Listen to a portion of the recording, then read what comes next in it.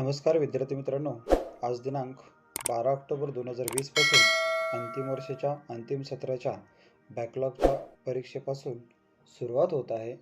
सर्वप्रथम आपणा सर्व विद्यार्थ्यांना आपल्या सर्व परीक्षेसाठी हार्दिक हार्दिक शुभेच्छा. विद्यार्थी मित्रांनो, परीक्षेला सामोरे जाण्यापूर्वी काही महत्त्वाच्या सूचना आपणास माहीत असायला हव्यात असे मला वाटते.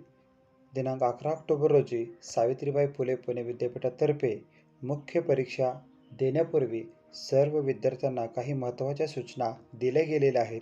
या सूचना काय आहेत हे प्रत्येक विद्यार्थ्याला माहीत असणे गरजेचे आहे असे मला वाटते.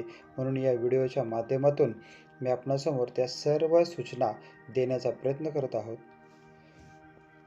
सुरुवातीला please appear for applicable test by going to given link by using your log in I D and password. इथे दिलेल्या लिंकप्रमाणे विद्यार्थ्यांना लॉग इन करायचं आहे. लॉग इन करताना लॉग इन आय डी आणि पासवर्ड जो आहे तो इथे एंटर करून लॉग इन करायचा आहे. Please note that log in I D and password will remain same for mock test and final exam. This will be shared on email and SMS. विद्यार्थ्यांनी इथे महत्त्वाची सूचना दिली गेलेली आहे. मॉक टेस्टसाठी जो पासवर्ड दिला होता तोच पासवर्ड फायनल एक्झामसाठी आहे. याची सर्व विद्यार्थ्यांनी नोंद घ्यावी आणि तो पासवर्ड ईमेल आणि SMS द्वारे पाठवण्यात येईल किंवा पाठवला असेल. अन्यथा विद्यार्थ्यांच्या एक्झाम लॉग इन म्हणजेच SPS स्टुडंट प्रोफाईल लॉग इनला देखील हा पासवर्ड उपलब्ध असेल. याची सर्व विद्यार्थ्यांनी नोंद घ्यावी. Schedule for test date 12 October 2020. इथे ऑनलाईन एक्झामसाठी एक मॅन्युअल दिलेले आहे. सर्व विद्यार्थ्यांनी या लिंकचा वापर करून हे मॅन्युअलही पाहू शकता. How to take assessment. कोणत्या प्रकारे आपल्याला टेस्टला सामोरं जायचं आहे याच्याबद्दल काही नियम इथे दिलेले आहेत. ते नियम आपण पाहूया. ओपन URL ही जी लिंक दिली आहे ती ओपन करायची आहे. Log in with your log in credentials, log in I D आणि पासवर्ड जसं की मी थोड्या वेळापूर्वी सांगितलं त्याप्रमाणे. Click on continue, read the instructions carefully and click on the start button to start the test. इथे दिलेल्या सर्व सूचना फॉलो कराव्या. स्टार्ट अटेम्प्टिंग द क्वेश्चन आणि प्रश्न सोडवायला सुरुवात करावी.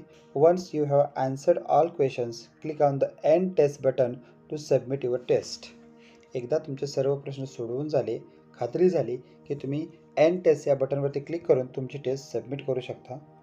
मोबाईल ॲप जे आहे त्यासाठी ते लिंक दिलेली आहे आणि ते मोबाईल ॲप अँड्रॉईड फोन वापरकर्त्यांसाठीच आहे आणि त्याचे व्हर्जन 5.1 अँड अबोव्ह असायला हवे याची विद्यार्थ्यांनी नोंद घ्यावी.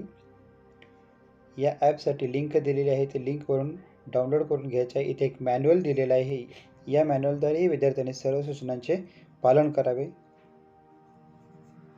Please read the following instructions before you start the examinations. या सर्व इन्स्ट्रक्शन्स परीक्षा सुरू होण्यापूर्वी, परीक्षेला सामोरे जाण्यापूर्वी प्रत्येक विद्यार्थ्याने पाहायला हव्यात, समजून घ्यायला हव्यात. त्या सूचना काय आहेत ते आपण पाहूया. सूचना क्रमांक 1. Please note that the student will be allowed to take the exam as per the allocated subject. विद्यार्थ्यांना दिलेल्या वेळापत्रकाप्रमाणे दिलेल्या सब्जेक्टचीच परीक्षा देता येणार आहे याची नोंद घ्यावी. Student are required to have a laptop, desktop, mobile phone with an internet connection. विद्यार्थ्यांना आपली परीक्षा देण्यासाठी लॅपटॉप, डेस्कटॉप, मोबाईल फोन या सर्वांची आवश्यकता आहे आणि त्यासोबत इंटरनेट कनेक्शन असणे गरजेचे आहे. सूचना क्रमांक 3.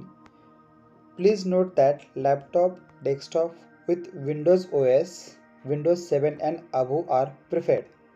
जे विद्यार्थी लॅपटॉप, डेस्कटॉप आणि विंडोज यांचा वापर करणार आहेत आपल्या परीक्षेसाठी त्यांच्या OSचे व्हर्जन आहे Windows 7 अँड अबोव्ह असायला हवे.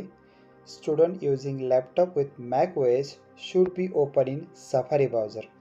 macOS लॅपटॉप जे विद्यार्थी वापरणार आहेत ते सफारी ब्राउझरचा वापर करतील. For candidate taking the test on a mobile phone should use Chrome browser. म्हणजेच जे विद्यार्थी मोबाईलवरून परीक्षा देणार आहेत त्यांच्या मोबाईलमध्ये क्रोम ब्राउझर असायला हवा.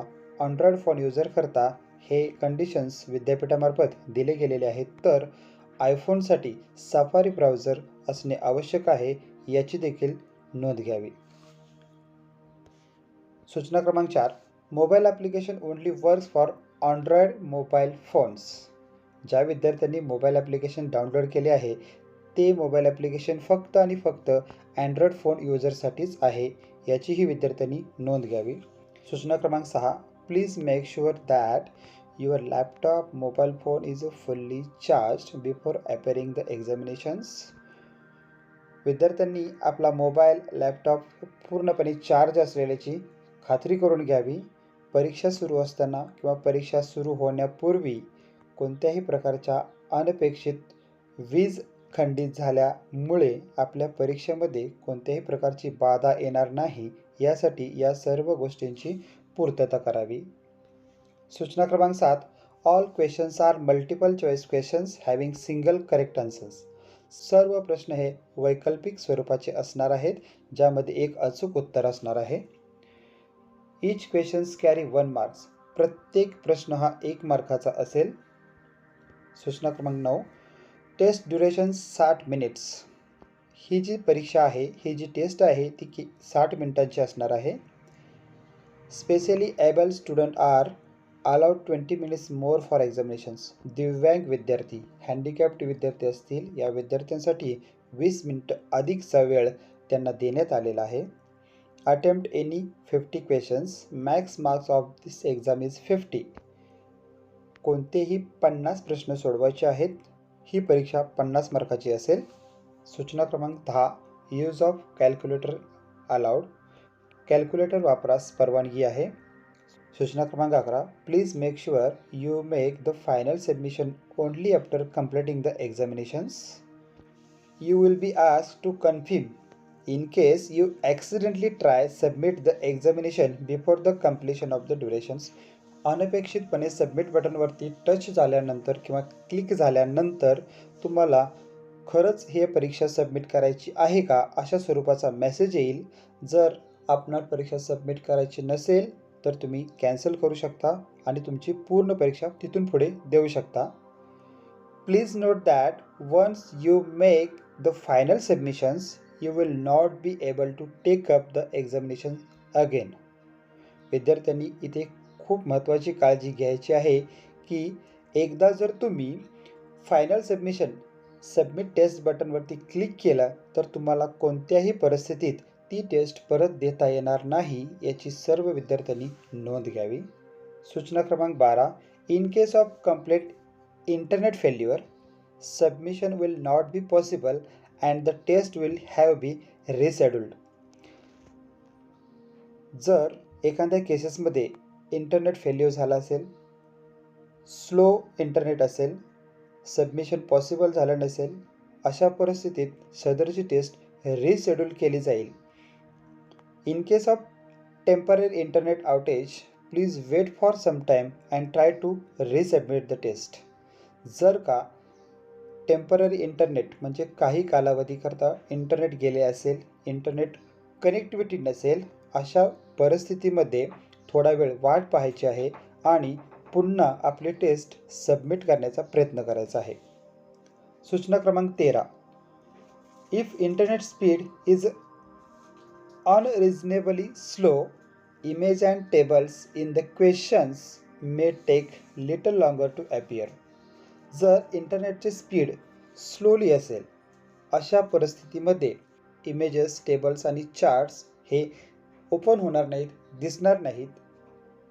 याकरता थोडा वेळ वाट पाहावी. सूचना क्रमांक 14, in case if you are facing any technical issue during the examination please reach out to Wheebox support team और SPPO सपोर्ट टीम.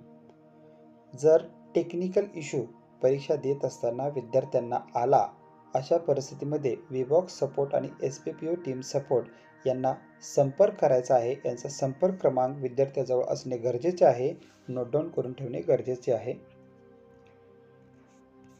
यानंतर एक महत्त्वाची सूचना इथे दिली गेलेली आहे, ती मोबाईल वापरणाऱ्या विद्यार्थ्यांसाठी आहे. Those students who wish to appear examination by using mobile tomorrow म्हणजे टुडे आज, mobile app users the notification will come to delete the earlier app and reinstall the app for real examinations. विद्यार्थी मित्रांनो, mock टेस्टसाठी जर काही विद्यार्थ्यांनी mobile app download केले असेल तर ते डिलीट करण्यासाठी एक मेसेज येईल.